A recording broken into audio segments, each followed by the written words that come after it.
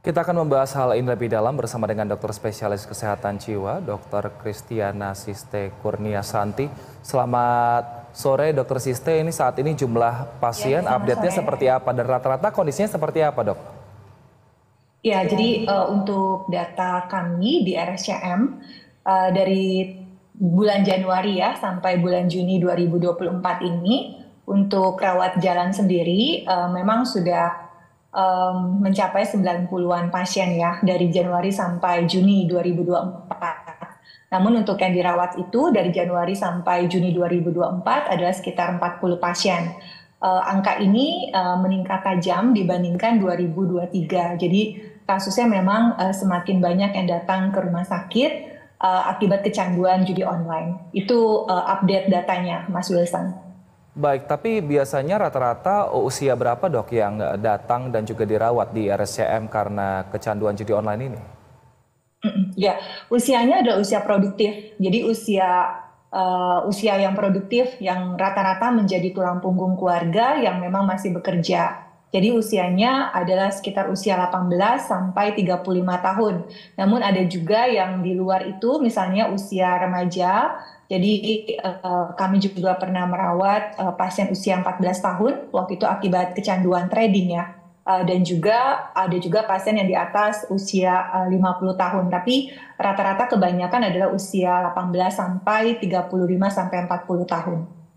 Baik, dokter Siste, kalau kecanduan judi online ini bisa sembuh 100% kah, dok? Ya, jadi seperti ini, kecanduan judi online itu kan bentuknya adalah adiksi, suatu proses adiksi atau kecanduan. Adiksi adalah gangguan otak, jadi suatu gangguan jiwa yang merupakan proses yang terjadi di otak dan merupakan proses gangguan yang kronik dan bisa berulang. Jadi kalau misalnya dibilang 100% benar, bisa recovery. Jadi bisa pulih sempurna. Namun apakah bisa mengalami kekambuhan lagi? Bisa saja gitu. Jadi artinya kalau misalnya recovery sempurna bisa dengan pengobatan yang semakin dini, deteksi dini, pengobatannya semakin dini, maka recovery sempurna atau pemulihan sempurna itu bisa dicapai. Baik, tapi kalau untuk recovery sempurna ini haruskah ke rumah sakit atau mungkin bisa ditangani sendiri di rumah seperti itu dengan mengurangi bermain gadget Ya. misalnya?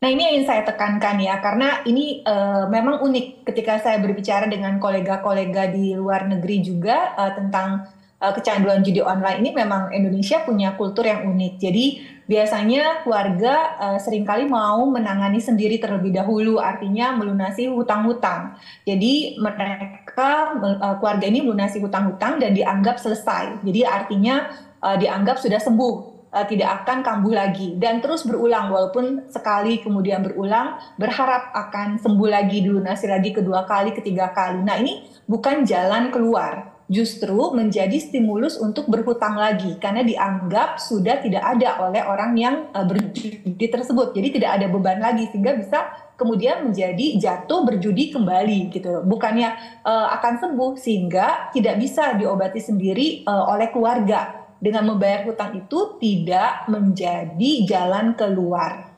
Karena apa? Karena walaupun orang tersebut sudah mau berhenti judi, namun kerusakan yang ada di otak itu tidak pulih saat itu, belum pulih. Jadi artinya pengobatan secara profesional harus dilakukan karena ini adalah suatu proses adiksi atau kecanduan yang melibatkan fungsi otak. Baik, tapi kalau dikategorikan sebagai kecanduan itu gejalanya seperti apa, dok? Atau adakah indikator mungkin sehari main judi online berapa jam seperti itu misalnya?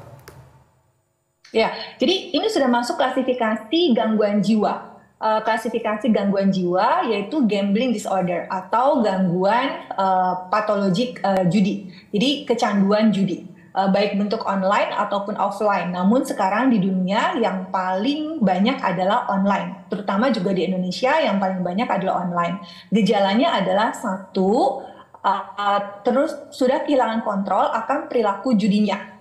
Itu ya, yang pertama, sudah kehilangan kontrol akan perilaku judinya, sudah kalah berkali-kali, masih merasa bisa menang terhadap judinya, masih merasa ada kontrol terhadap judinya. Nah, itu jadi sudah kehilangan kontrol terhadap judinya.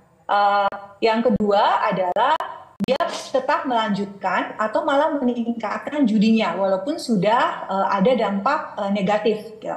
Dan kemudian sudah terjadi dampak negatif yang lain dalam kehidupan sehari-hari, misalnya dalam pekerjaannya, pendidikannya, hubungannya dengan keluarga, tapi judi tersebut tidak berhenti, atau masalah finansial. Jadi dari penelitian kami, ternyata dampak yang paling banyak adalah dampak terhadap relasi keluarga dan finansial. Jadi itu gejalanya.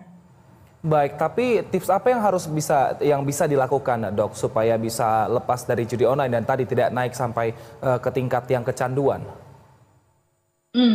Jadi sebenarnya kan judi itu ilegal ya, Mas Wilson, di Indonesia ya. Nah, jadi kan sebenarnya ilegal kan, tidak bisa gitu. Judi itu ada di Indonesia itu adalah ilegal. Nah, jadi sebenarnya judi itu bisa masuk ke dalam resiko tinggi suatu kecanduan gitu. Kalau di luar negeri sih ada ya responsible gambler, tapi kalau di Indonesia kan ilegal. Dan kalau misalnya seseorang dengan resiko tinggi kecanduan, maka ketika dia memulai judi, maka akan berakhir dengan kecanduan itu pasti gitu. Resiko tinggi kecanduan judi itu adalah satu, misalnya sudah ada faktor genetik, misalnya dalam keluarga itu ada yang juga kecanduan judi, itu adalah resiko seseorang untuk mengalami kecanduan judi. Ada anggota keluarga yang juga kecanduan judi atau kecanduan lainnya. Nah, itu adalah faktor genetik.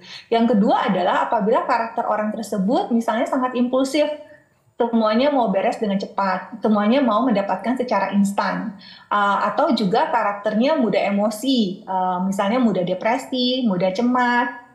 Kemudian juga faktor lainnya adalah misalnya pola asuh yang sangat otoriter dari orang tuanya atau sangat permisif, itu juga mempengaruhi seseorang beresiko tinggi untuk mengalami kecanduan judi online gitu. Jadi ada beberapa faktor yang bisa membuat seseorang resiko tinggi untuk mengalami judi online. Jadi artinya kalau untuk mencegah supaya tidak kecanduan judi online, jangan sekali-sekali memulai untuk berjudi, itu yang pertama. Yang kedua adalah sebenarnya kita harus membangun generasi yang tidak mudah untuk berpikir segala sesuatu harus instan ya. Tapi juga segala sesuatu itu harus ada usaha untuk memperoleh suatu achievement atau sesuatu goals tertentu gitu. Jadi itu harus ditekankan dalam pola asuh keluarga sebenarnya.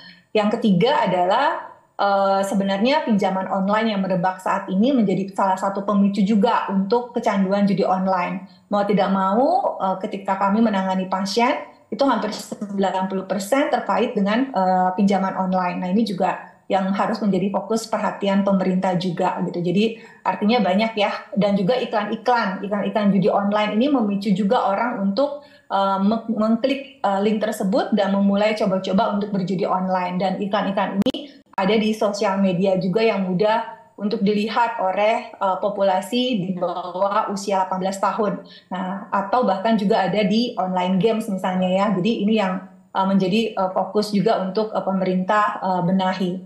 Demikian Mas Wilson. Baik, Dokter Sista, saat ini kan pemerintah sedang gencar-gencarnya ini untuk memberantas judi online. Nah, kalau dari RSCM sendiri, adakah juga kerjasama dengan pihak kepolisian untuk orang-orang yang ditangkap terlibat judi online juga supaya bisa masuk ke rumah sakit supaya kejiwaannya bisa recovery 100%, Mbak? Kecanduan judi online ini atau gambling disorder ini adalah suatu gangguan jiwa. Jadi goalsnya atau tujuannya adalah untuk disembuhkan. Jadi ini adalah ranah medis, artinya harus ada pengobatan atau tata laksana dari medis. Jadi ini berbeda dengan kriminal atau tidak, sehingga dibutuhkan suatu tata laksana komprehensif dari tenaga medis. Jadi kami punya banyak modalitas terapi untuk dalam area medical ya, dalam area medis gitu. Jadi kerjasamanya justru dengan Kemenkes untuk ranah medis ini. Berbagai modalitas terapi misalnya adalah psikoterapi, kemudian obat-obatan, dan juga transmagnetic stimulation yang mengalirkan elektromagnetik langsung ke otak bagian depan. Itu kami bekerja sama dengan Kemenkes. Baik, kita harapkan dengan pemberantasan judi online ini dan juga dengan sanksi tegas diberikan, kita harapkan semoga tidak ada lagi warga yang kecanduan judi online sehingga semuanya bisa hidup dengan lebih normal. Terima kasih Dr. Kristiana Siste Kurniasari yang merupakan konsultan psikiater, konsultan adiksi dan kepala divisi psikiatri RSCM telah bergabung bersama kami di Berita Satu Sore. Sehat selalu dokter. Terima kasih.